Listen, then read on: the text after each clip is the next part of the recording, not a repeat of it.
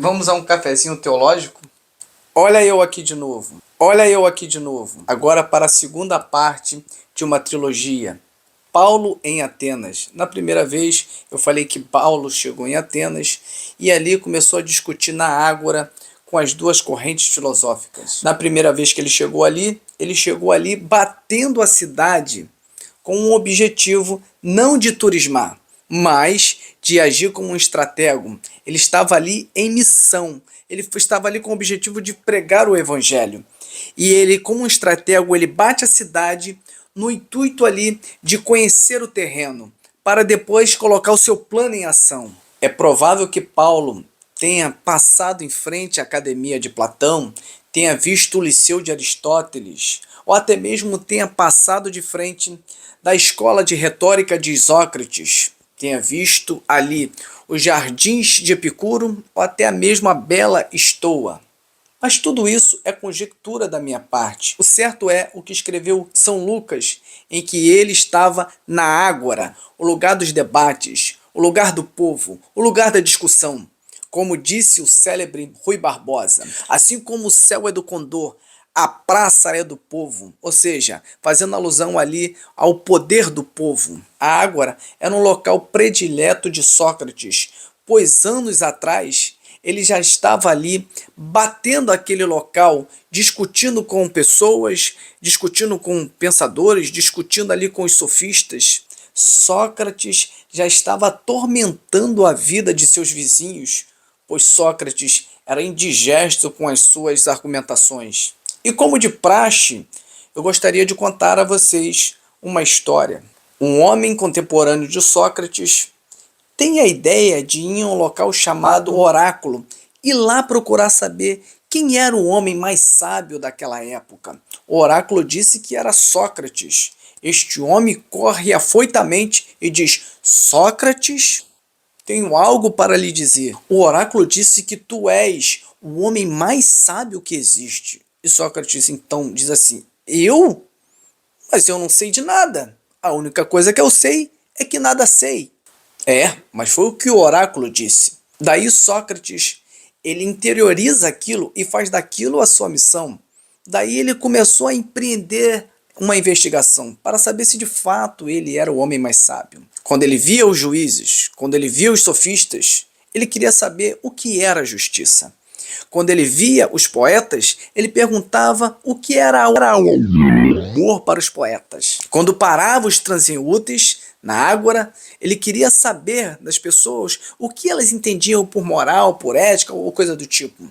E quando a pessoa respondia segundo o condicionamento a qual ela foi ali ensinada desde a tenra infância, Sócrates fazia uma pergunta após a outra, destruindo todo aquele pensamento que a pessoa tinha a princípio. E Sócrates ia fazendo com que a pessoa reformulasse toda aquela ideia e depois de destruído todo aquele pensamento, ele fazia com que a pessoa parisse uma ideia contrária daquela que ela tinha a princípio. Próximo a um tribunal, Sócrates encontra ali um homem que era seu conhecido e ele pergunta para a pessoa o que ela estava fazendo ali. Daí ele disse: eu estou aqui para denunciar o meu pai. E Sócrates responde: mas por quê? Daí o homem responde: vim aqui denunciar o meu pai por impiedade. Para quê? Sócrates então faz a pergunta: o que é impiedade? Ora, Sócrates, impiedade é desagradar aos deuses. Sócrates então questiona mais uma vez: desagradar aos deuses? Então me diz uma coisa: os deuses, eles vivem em harmonia? Ou volta e meia eles entram em conflito? Daí a pessoa responde: ora, volta e meia eles entram em conflito. E por que isso? Porque se alguém ora ao Deus da paz, mas também tem o Deus da guerra, ora ele vai agradar a um e vai desagradar a outro. E se alguém é protegido por determinado Deus, e essa pessoa faz alguma coisa que desagrada ao outro Deus, ora, aquele Deus que protege determinada pessoa não vai, de alguma maneira, proteger o seu protegido e vai se indispor com outro Deus? Sim. Daí Sócrates responde: sendo assim, de alguma maneira, todos nós cometemos impiedade. Não é verdade? Porque se impiedade é desagradar, e com essa conversa Sócrates atormentava a vida daqueles homens, daqueles moradores. Não à toa que Sócrates foi parar no banco dos réus e acabou tendo que ser obrigado a tomar cicuta e tendo assim encontrado a morte. Triste fim de Sócrates. Talvez você esteja aí se perguntando, esse bloco ou essa parte deveria se chamar Cafezinho Filosófico e não Teológico. Porque você está falando tanto de filosofia? Ora, eu estou fazendo isso porque eu estou desenhando o cenário para te trazer um pano de fundo e entender o contexto da história. Estou te situando a um cenário em que Paulo estava se encontrando. Enfim, voltando a Paulo. Paulo abre um canal de diálogo e começa a discutir com essas duas escolas filosóficas, os estoicos e os epicureus. Os estoicos eram discípulos de Zenão de Cítio. Os epicureus eram discípulos de Epicuro. Quando Paulo começa a falar da figura de Jesus e da ressurreição, eles ficam curiosos ali com aquela conversa de Paulo. Alguns chamam Paulo de tagarela. Isso não quer dizer que Paulo não sabia do que estava falando.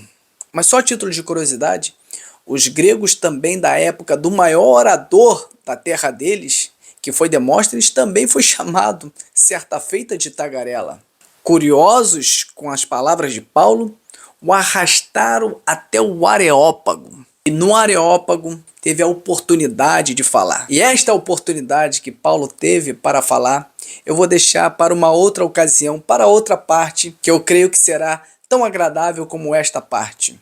Sendo assim, te espero para o próximo vídeo.